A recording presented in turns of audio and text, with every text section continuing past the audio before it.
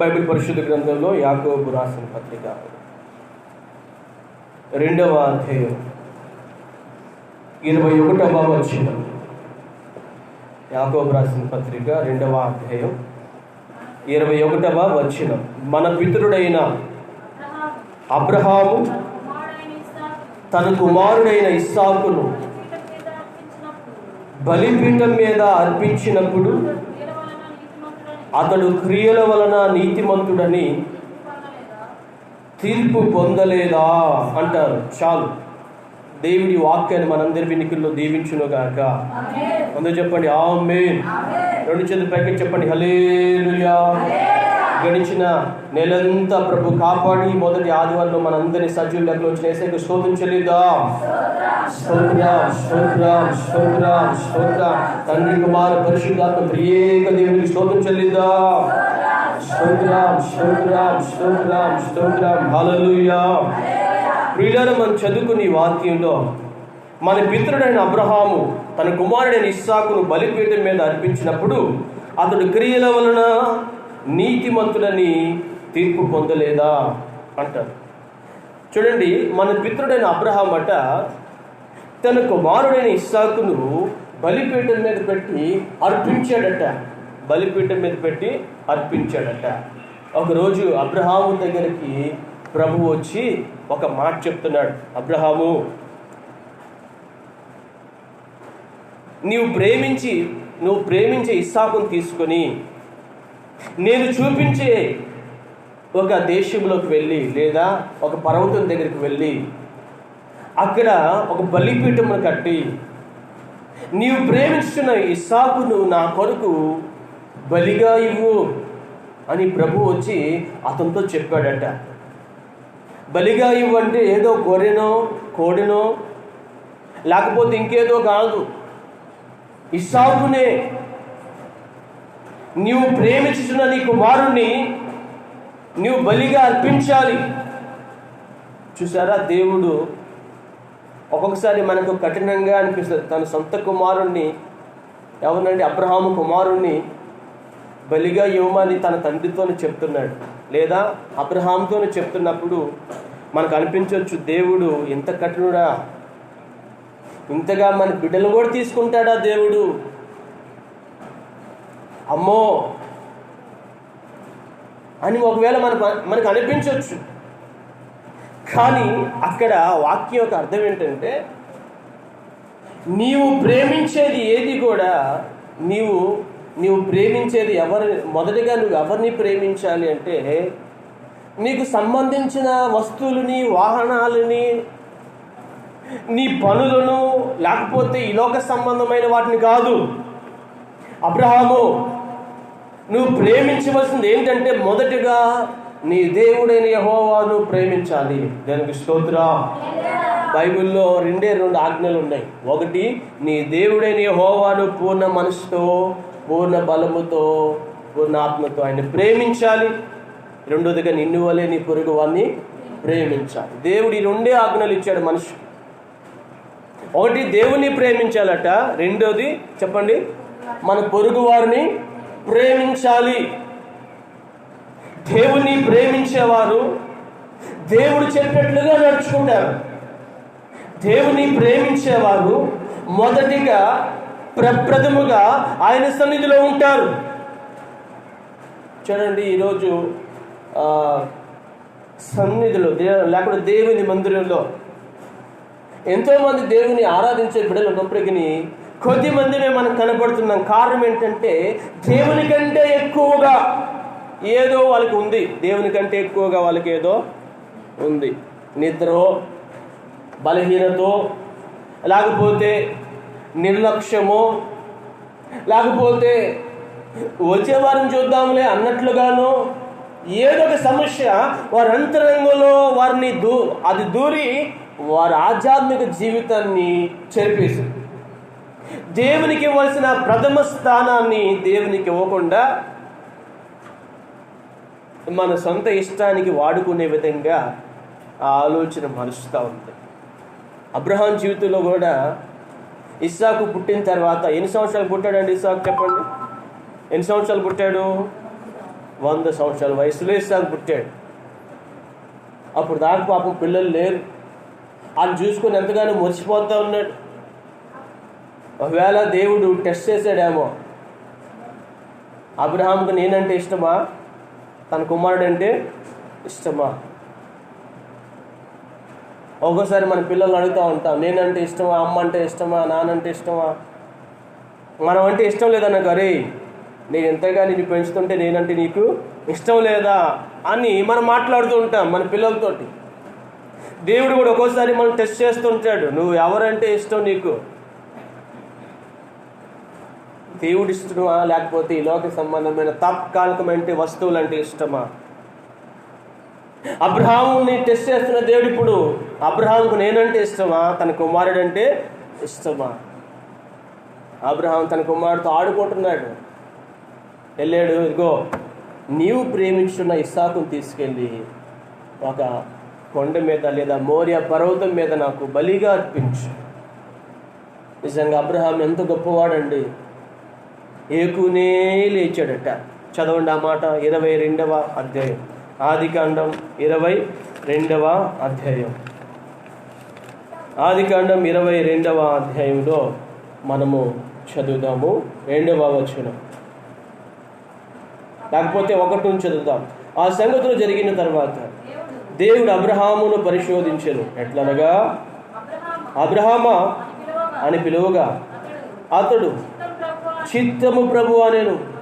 అప్పుడు ఆయన, నీ ఒక్కడైన నీ కుమారుని అనగా నీవు ప్రేమించి ఇస్సాకును తీసుకొని మోరియా దేశంకు వెళ్ళి అక్కడ నీతో చెప్పు పర్వతంలో ఒక దాని మీద దహన బలిగా అతన్ని అర్పించమని చెప్పాను.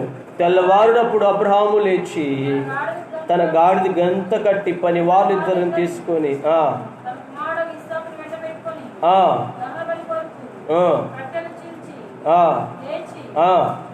దేవుడు తనతో చెప్పిన చోటికి వెళ్ళాను. దేనికి స్తోత్రం, హల్లెలూయా. అది ఎన్ని దినాలు ప్రయాణం అంటే 3 దినాలు ప్రయాణం. దేవుడు చెప్పిన చోటుకి వెళ్ళడానికి ఎన్ని దినాల ప్రయాణం అండి? చెప్పండి, ఎన్ని దినాల ప్రయాణం? ఆ పక్కనే కాదు, పక్కనే చెప్పొచ్చుగా, ఎలా చెప్పాడు కాబట్టి ఆ పక్కనే చెప్పొచ్చుగా. కాదు, దేవుడు మన మనసులో ఏముందో తెలుసుకుంటాడు. మన మనసులో ఏముందో చెప్పండి, తెలుసుకుంటాడు. నువ్వు ఎలాగా దేవుణ్ణి సేవిస్తున్నావో, ఆరాధిస్తున్నావో, దేవుని గణపరుస్తున్నావో, దేవుని మహిమపరుస్తున్నావో ఆయన నిన్ను టెస్ట్ చేస్తుంటాడు. అంటే నిన్ను పరీక్షిస్తూ ఉంటాడు. నువ్వేం చేస్తావు? దేవుని కంటే ఎక్కువ నాకేముంది పాస్టర్ గారు, దేవుని కంటే నాకు ఎక్కువ ఏముందయ్యా అంటా ఊరక నోటి మాట ద్వారా, అంతే, ఒత్తి మాట అది. దేవుని కొరకు నిలబడే సమయం వచ్చేటప్పటికి, దేవుని ప్రేమించే సమయం వచ్చేటప్పటికి, దేవుని మందిరానికి వచ్చే ఆ సమయం వచ్చేటప్పటికి మనం ఎక్కడో ఉంటాం. అక్కప్పుడు ఏమన్నావు? దేవుని కంటే నాకు ఎక్కువే ఉందయ్యా అన్నావు. ఇప్పుడు దేవుని మందిరానికి వచ్చేలోపే, ఆ సమయం వచ్చేలోపు ఇంకా అబ్బాయి నిద్ర లేవలేదయ్యా అందుకే మందిరం రాలేకపోయాను, మెలకు రాలేకపోయిందయ్యా అందుకే నిద్ర రాలేకపోయాను, ఇదిగో బరిలో నేను ఆయన రాలేకపోయాను, ఇదిగో ఇప్పుడే మాంసానికి వెళ్ళాను పొద్దున్నే లేచి, వచ్చేలోపు అయిపోయింది ప్రార్థన. నీకు మాంసం ప్రాధాన్యత ఎక్కువ, దేవుని ప్రార్థన ఎక్కువ? దేవుడిచ్చిన బరిలు ఎక్కువ, దేవుడు ఎక్కువ? దేవుడు నీకు ఇచ్చిన ఆరోగ్యం కంటే, దేవుడు నీకు ఇచ్చిన ఆయుష్ కంటే ఈ తాత్కాలికమైన చిన్న చిన్న బలహీనతలు ఎందుకు నువ్వు సాకులుగా చెప్తున్నా? నా ప్రాణం పోయినా దేవుని వెంబడిస్తూనే ఉంటానని తీర్మానం తీసుకున్నావు కదా. వాక్యం చెప్పేటప్పుడు అప్పుడప్పుడు మనం ఏం తీర్మానాలు చేసుకుంటాం? ప్రభువా, నా ప్రాణం పోయినా నిన్ను విడవను, నిన్ను ఎడబాయను, నువ్వు చెప్పినట్లుగానే చేస్తాను అని తీర్మానం తీసుకుంటామా లేదా? తీసుకుంటాం. అనేక సార్లు చిన్న చిన్న దెబ్బలు తగిలినప్పుడు, ప్రభు ఇంకెప్పుడు ఎట్లాంటి తప్పు చేయనైనా, తప్పకుండా నీ మందులో ఉంటానైనా, నీకు లోబడుతున్నాయినా అంటామా లేదా? అంటాం. ఎందుకంటే అప్పుడు మనకు చిన్న దెబ్బ తగిలింది కాబట్టి, చిన్న సమస్య వచ్చింది కాబట్టి, చిన్న ఇబ్బంది వచ్చింది కాబట్టి, మరలా మనం కోలుకునేటప్పటికీ ఇక మరలా ఆ తీర్మానం గుర్తుకు రాదు మనకి. ఇప్పుడు అబ్రహాముతో దేవుడు టెస్ట్ చేస్తున్నాడు ఏంటంటే, నీవు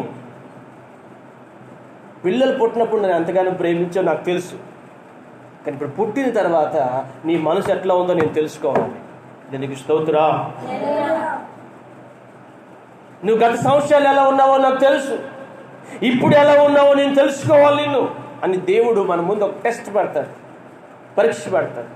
అబ్రహాం ముందు కూడా పెట్టాడు ఆ పరీక్ష. అయితే అబ్రహాము చాలా విశ్వాస వీరుడండి. ఆయన దేవుడు చెప్పాడు ఆ రాత్రి దేవుడు చెప్పాడు, ఏకోనే లేచాడట. పొద్దున్నే లేచి కట్టెలు చీల్చుకొని, ఏం చీల్చుకున్నాడండి? దేవుని పని కోసం కట్టెలు కూడా చీల్చుకున్నాడట. ఆ కట్టెల మోపు ఎవరి నెత్తి మీద పెట్టాడు? తన కుమారుడి నెత్తి మీదే పెట్టాడట. అయ్యో నా కొడుకు మోస్తున్నాడేమో, వాడు కందిపోతాడేమో, వాడు బొగ్గలు ఎర్రగైపోతాయేమో. దేవుని పనిలో మనం అందరం కరిగిపోవాలి, అరిగిపోవాలి. హల్లెలూయా. తడిసిపోతానేమో, జలుబు వేసిద్దేమో, మట్టి అయిద్దేమో. దేవుని పని కొరకు అవసరమైతే బురదలో కూడా మునిగి రావాలి. ఆమేన్. హల్లెలూయా. మన సమర్పణ ఎలా ఉంది దేవుని కొరకు పనిచేసే విషయంలో? మన సమర్పణ ఎలా ఉంది?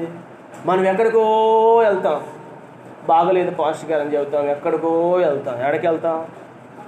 హాస్పిటల్కి వెళ్తాం, గుంటూరు వెళ్తాం, ఎక్కడికైనా మాత్రం పక్కనే ఉన్న దేవుని మందిరం రావడానికి, ఏంది ఆ మందిరం రాలేదంటే బాగలేదండి పాస్టర్. చూసి ఎంత చిన్న సాకు అది. ఎలా దేవుని దగ్గర మనం మేలు పొందుతామండి, ఎలాగే దేవుడు మనల్ని ఆస్వాదిస్తారండి. ఈ ఉదయకాల సమయంలో దేవుని కంటే ఎక్కువగా మనకి ఏది ఉండకుండా ఉండును గాక. అందరు చెప్పండి ఆమేన్. 7వ నెలలో ప్రప్రథముగా దేవుణ్ణి ప్రేమించే వ్యక్తులుగా మనం మార్చబడుదుము గాక. దేవుడు మనల్ని ఎంతగానో ప్రేమించారండి. మనల్ని ఎంతగానో ప్రేమించి మన కొరకు ప్రాణం పెట్టారు, రక్తం కార్చారు. తన ప్రాణమునే పెట్టి ఆఖరి రక్తపొట్టు వరకు నీ కొరకు నా కొరకు ప్రభు కార్చారు. ఇక ప్రభు మనల్ని ప్రేమించవలసింది ఏమీ లేదు, అంతా ఆయన ప్రేమించారు. అయితే ఇప్పుడు నీవు ప్రభుని ప్రేమించాలి. ఎవరు ప్రభుని ప్రేమించాలండి? చెప్పండి, ఎవరు ప్రేమించాలి? ఇప్పుడు ప్రభుని నువ్వు ప్రేమించాలి. అబ్రహాము ప్రేమించే విషయంలో ఏకునే లేచి కట్టెలు చీల్చుకొని, 2 గాడిదలు గంతలు కట్టి, తన పనివారిని తీసుకొని, తన కుమారుని తీసుకొని, కట్టెలు తీసుకొని, నిప్పుని తీసుకొని, ఖడ్గాని తీసుకొని 3 దినాలంత ప్రయాణం వెళ్ళాడట. 8 దినాలంతా అండి. అమ్మాయిని చూసినాడని కాదు, లేకపోతే బంధువులు పలకరించేద్దామని కాదు, తన కుమారుణ్ణి దహన బలిగా అర్పించడానికి బూడిదిగా చేయడానికట. దహన బలి ఏంటండి అర్థం? బూడిదిగా చేయడానికి. దేవుడు చెప్పాడు గనుక, దేవుడు చేయమన్నాడు గనుక ఇక వెనక ముందు ఆలోచన వద్దు, ఆయన చెప్పింది చెయ్యాలి అని 3 దినాలంత ప్రయాణం వెళ్ళి దేవుడు చెప్పిన చోటకు వచ్చాడట. వచ్చి కనులెత్తి చూచాడు. ఆ కొండను చూచి ఆ పనివారితో చెప్పారు, బాబు మీరు ఇక్కడే ఉండండి, మేము కొండ మీదకి వెళ్ళి దేవునికి దహన బలి అర్పించి వస్తామని చెప్పారు. నిజంగా దేవుడు అబ్రహాము యొక్క ప్రేమను గుర్తెరిగాడు ఆ సమయంలో. నిజంగా అబ్రహాముకి నాకంటే తన కుమారుడు ఎక్కువ కానే కాదు. ఇంత దూరం వచ్చాడంటే, ఇన్ని దినాలు ప్రయాణం చేశాడంటే, ఎక్కువనే లేచాడంటే, కట్టెలు చీల్చాడంటే, అంటే నిజంగా ఇస్సాకును ఏం చేస్తా ఉన్నాడు? నా కొరకు బలిగా అర్పిస్తున్నాడు. దేవుడు చూస్తూనే ఉన్నాడు. మరలా వాళ్ళిద్దరు కొండెక్కుతున్నారు, పర్వతం ఎక్కుతున్నారు. పర్వతం అంటే చిన్నది కాదుగా, చాలా పెద్దది. ఆ కట్టెల మోపు ఇస్సాకు నెత్తి మీద పెట్టి అబ్రహాము కత్తిని నిప్పును పట్టుకున్నాడు. వాటిని తీసుకొని వెళ్తా ఉండగలి వాళ్ళ అబ్బాయి అడుగుతున్నాడు, ఇస్సాకు అడుగుతున్నాడు, నానా బలి అర్పించడానికి కట్లున్నాయి, ఇంకా కత్తి ఉంది, నిప్పులు కూడా ఉన్నాయి, మరి గొర్రెపిల్ల ఏది? ఏంటంటండి? గొర్రెపిల్ల ఏది? ఇస్సాకు తెలియదు ఆయనే గొర్రెపిల్ల అని. దానికి స్తోత్రం. అబ్రహాము తెలుసు నీవేరా గొర్రెపిల్లవి. వాళ్ళిద్దరు కూడి వెళ్ళి ఆ రాళ్ళన్నీ ఒకచోట ఒక రాయి తీసుకొచ్చి, ఆ కొండ మీద ఉన్న రాళ్ళన్నీ తీసుకొచ్చి ఒక బలిపీఠాన్ని కట్టారట రాళ్ళతోటి. చూసారా, దేవుడు చెప్పిన పని ఎంతో కష్టంగా ఉంది, అయినా వారు చేస్తున్నారు. దానికి స్తోత్రం. ఈరోజు దేవుడు చెప్పిన పని కష్టంగా ఉండొచ్చు, బాధగా ఉండొచ్చు. అమ్మ ప్రార్థన చేస్తున్నావా అంటే ప్రార్థన పాస్టర్. అమ్మ దేవుని మందిరం ఖచ్చితంగా రామ్మ అంటే ఏం వస్తాను అంటే కష్టం. మనకి దేవుని మందిరం రావడం అంటే కష్టం, ప్రార్థన చేయడం అంటే కష్టం, ఏమంటే దేవునికి ఇవ్వటం అంటే కష్టం. అదేదన్నా మనం ఇంకెక్కడికైనా వెళ్ళమనండి, ఎంత ఉద్యోగంకి వెళ్తామో, ఎంత ఉత్సాహంగా వెళ్తామో, ఎంత చక్కగా రెడీ వెళ్ళిపోతామో, దేవుని దగ్గరికి వచ్చేటప్పటికి కష్టంగా వస్తూ ఉంటాం. ఇష్టంగా రావాలి దేవుని మందిరానికి. హల్లెలూయా, హల్లెలూయా. ఎలా రావాలండి? ఇష్టంగా రావాలి. ఒక్కోసారి పుట్టింటికి వెళ్ళేటప్పుడు ఎంత సంతోషంగా వెళ్తావు. నువ్వు పుట్టింటికి కష్టంగా వెళ్ళాలి, దేవుని మందిరానికి ఇష్టంగా రావాలి. దేవునికి స్తోత్రం. పుట్టింటికి రమ్మని అనుకో, ఏం వస్తావు మా మందిరాన్ని వదిలిపెట్టి, పాషగాన్ని వదిలిపెట్టి అని ఒక బాధ నీలో ఉండాలి. మేము ఏదన్నా ఊరు వెళ్ళామనుకోండి, ఆ రాత్రికి రాబోతే మా హృదయము తహతహలాడిపోద్ది. అయ్యో దేవుని ప్రజలను వదిలిపెట్టి వచ్చాము, దేవుడు చూపించిన గ్రామాన్ని వదిలిపెట్టి వచ్చేసాము అని ఒక్క రాత్రి ఉండేటప్పటికి సతమతం అయిపోతాం. రెండో రోజు ఉండడానికి అక్కడ మనస్సాక్షి ఒప్పుకోదు. ఎందుకంటే దేవుడు మనం మన స్థలంలో మనం ఉంటే మనకు క్షేమం. దేవుని ప్రజలతో జీవించడం మనకు క్షేమం. నయోమి ఏం చేసిందంటే, దేవుని ప్రజలతో ఉండవలసిన స్త్రీ దేవుని ప్రజలకు దూరంగా పారిపోయింది. తద్వారా ఎన్నో ఆశీర్వాదాలు ఆమె పోగొట్టుకుంది. అవునా కదండి? అవును. మనము కూడా దేవుని ప్రజలతో ఉండ క్షేమమా, బంధువులతో ఉండ క్షేమమా, సంఘముతో ఉండ క్షేమమా, లేకపోతే లోకములో ఉన్న ప్రజలతో ఉండ క్షేమమా? సంఘముతో ఉండటమే క్షేమం. ఎందుకంటే సంఘము నిన్న నేడు నిలిచే ఉంటుంది. ఆమేన్, హల్లెలూయా.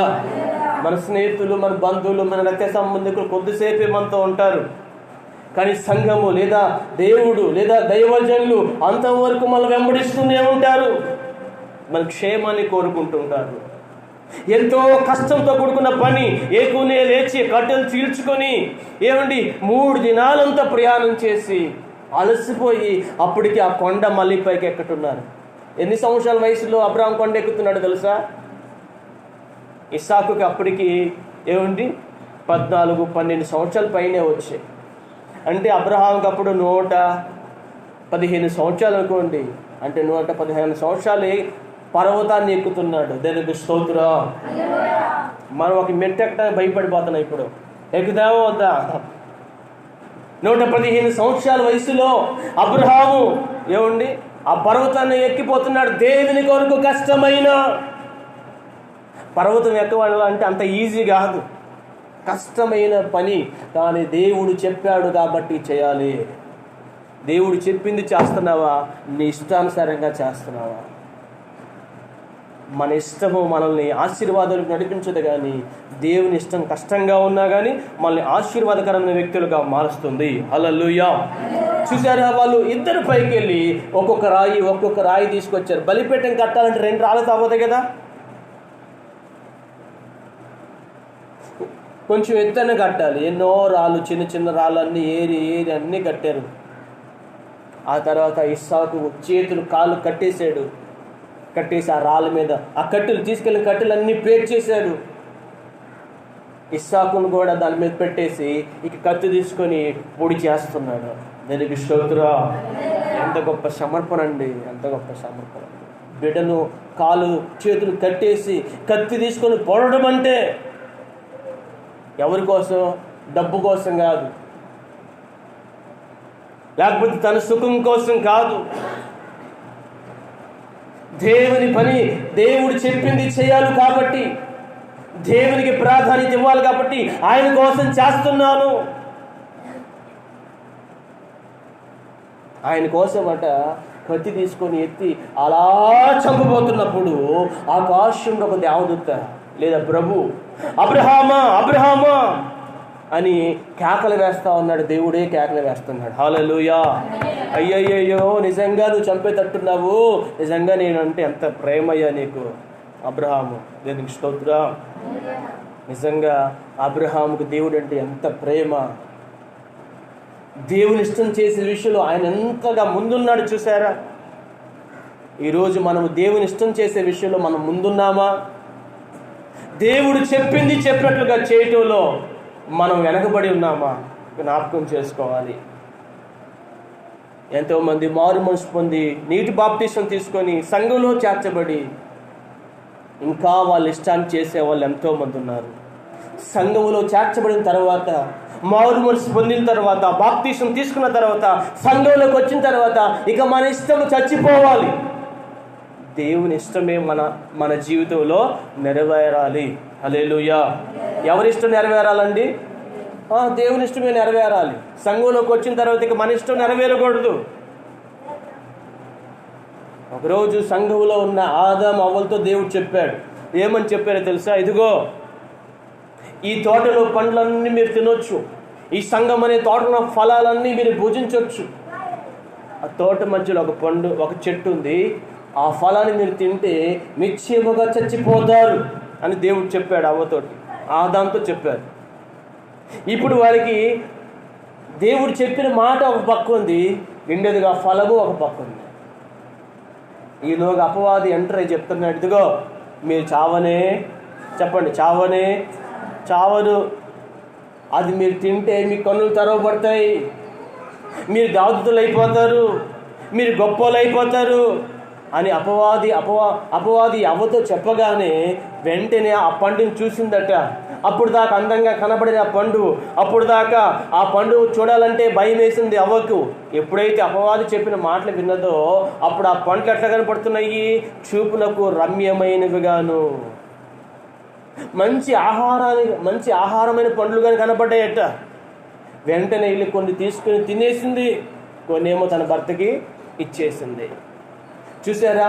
తన ఇష్టాన్ని నెరవేర్చుకుంది. అక్కడ ఏమి నెరవేర్చుకుందండి? తన ఇష్టాన్ని. దేవుడు చెప్పిన మాటకు పక్క ఉంది, ఏమని? మీరు తిన్న దినమున చచ్చిపోతారు, దాన్ని తింటే మీరు చచ్చిపోతారు దేవుడు చెప్తున్నప్పటికీ కూడా తన ఇష్టానుసారంగా వెళ్ళిపోయి ఆ పండ్లు తీసుకొని తాను తింది, తన భర్తకు కూడా ఇచ్చేసింది. అనేకసార్లు కొన్ని ఆజ్ఞలు మనకు ఉన్నాయి, క్రమంగా మందిరానికి రావాలని మనకు తెలుసు. కానీ అవలాగా మనం ఏం చేస్తామంటే ఆజ్ఞను పక్కకు పెట్టేసి మన ఇష్టం నెరవేర్చుకుంటూ ఉంటాం. ఆజ్ఞను పక్కకు నెట్టేసి మన ఆలోచన ప్రకారం జీవిస్తూ ఉంటాం. ఆజ్ఞను వెనక్కి తోసేసి మనకిష్టమైనట్లుగా జీవించడానికి ప్రయత్నం చేస్తాం. నా ప్రియ దేవుని బిడ్డలారా, దేవుడు ఏ మాట అయితే చెప్పాడో ఆ మాట ప్రకారంగా మనం బ్రతుకుదుముగాక. ఆమేన్. చెప్పండి, అందరూ రెండు చేతుల పైకెత్తి హల్లెలూయా. దేవుని ఆజ్ఞ ప్రకారం ఎవరైతే జీవిస్తారో వారు బ్రతుకుతారు.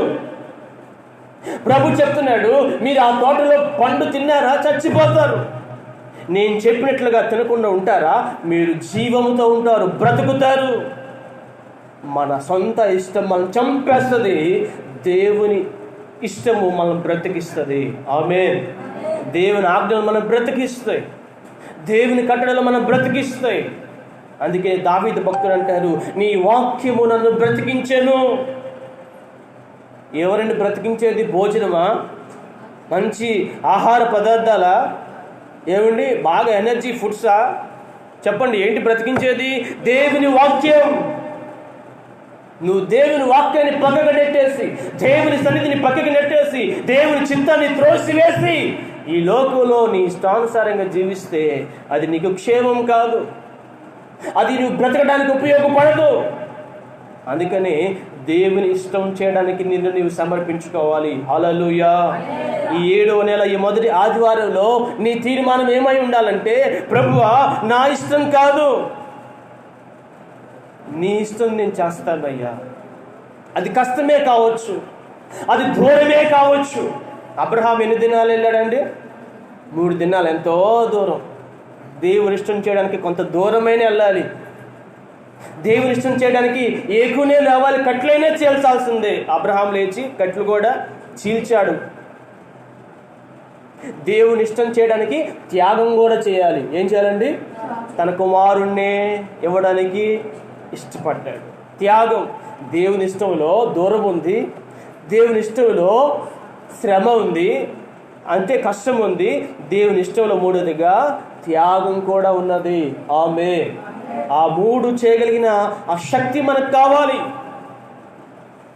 మనము దానికి చేయడానికి ఇష్టపడితే దేవుడు మన పక్షాన కార్యం చేస్తాడు. హల్లెలూయా. ఆ ఖడ్గం తీసుకొని తన కుమారుని చంపుతున్నప్పుడు, ఇదిగో అబ్రహాము, ఆ చిన్నవాని మీద చేయి వేయొద్దు.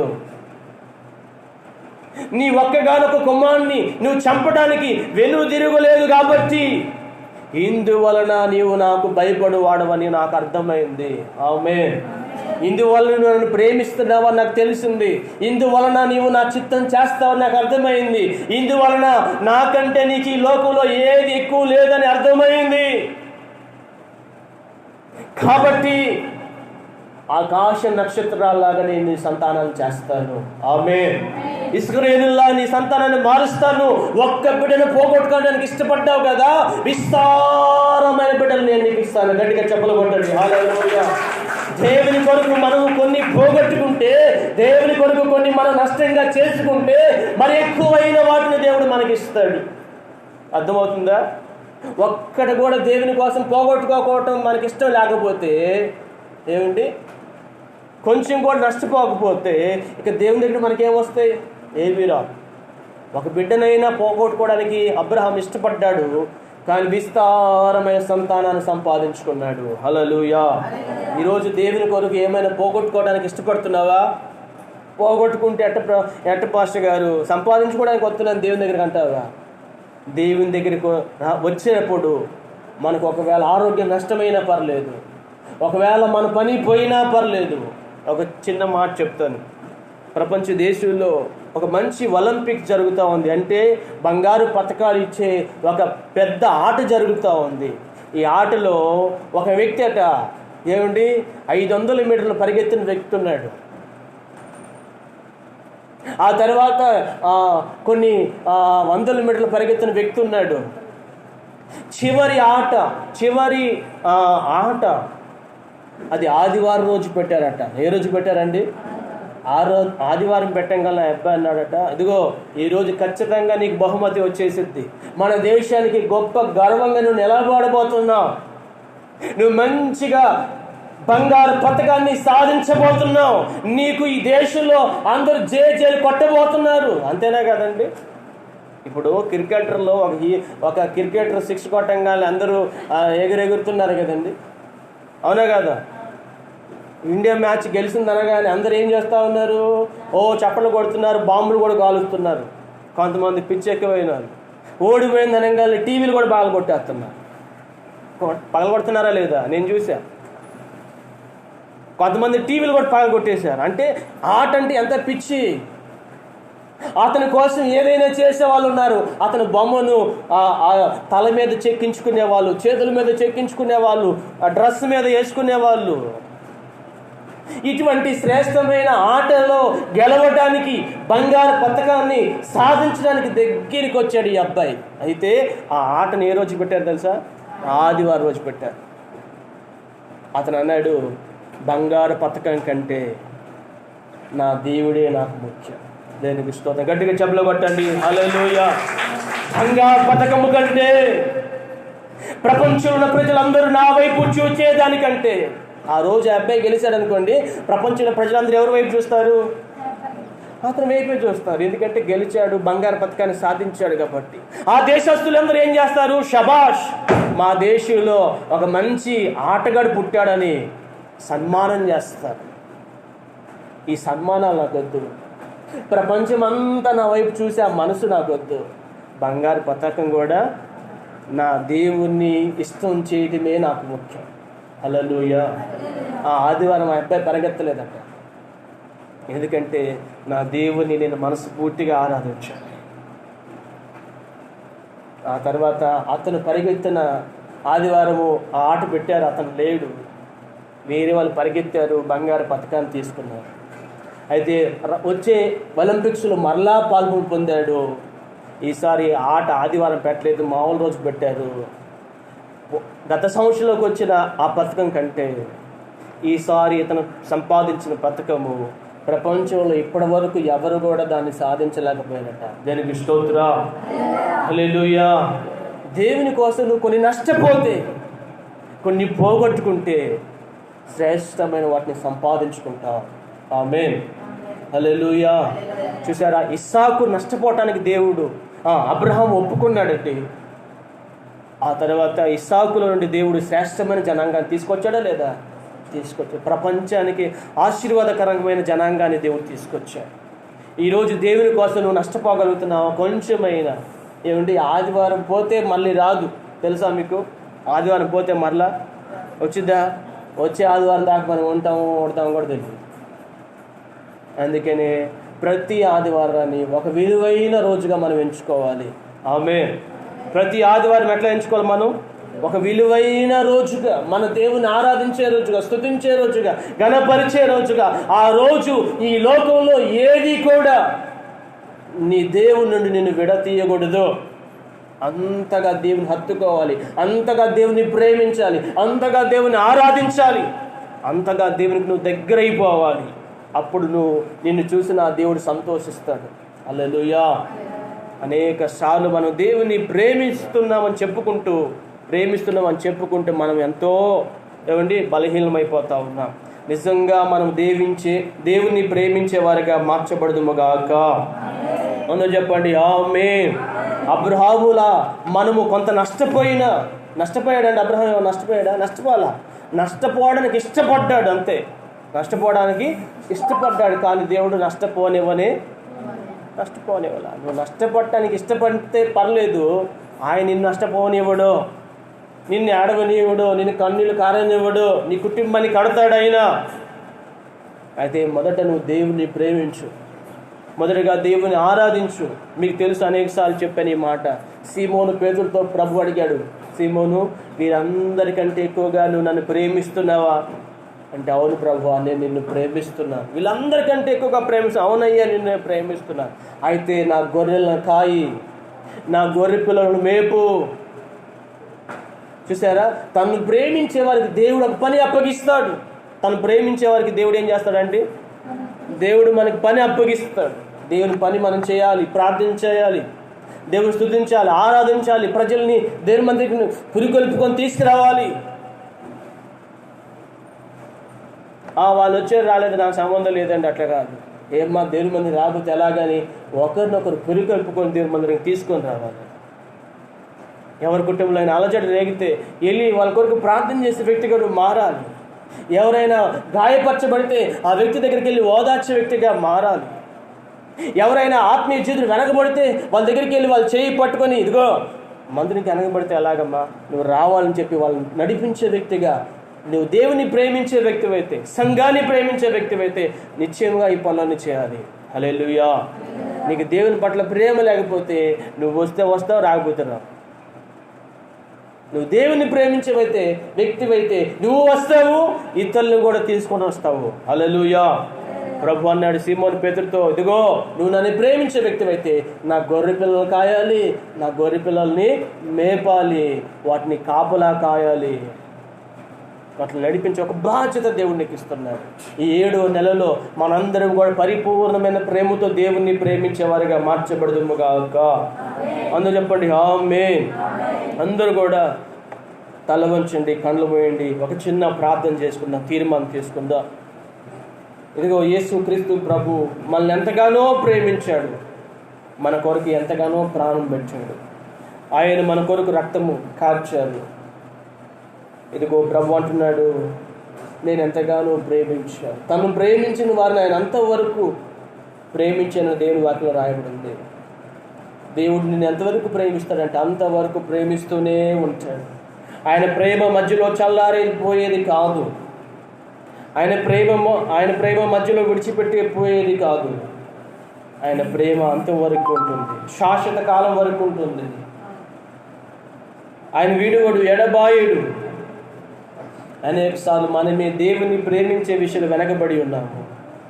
ఈరోజు నిజముగా అబ్రహాము ఎంత మంచి విశ్వాసి, నిజంగా ఎంత మంచి భక్తుడు. ఆయన దేవుని ప్రేమించే విషయంలో కష్టమైన, కొంత నష్టమైన, కొంత దూరమైన ఆ దేవుని ప్రేమించే విషయంలో విసుకుపోకుండా ఎంత ఎత్తైన ఎక్కడానికి సిద్ధపడుతున్నాడండి, ఎంత బరువైన మోయడానికి సిద్ధపడుతున్నాడండి. నీ జీవితంలో, నా జీవితంలో మనం కూడా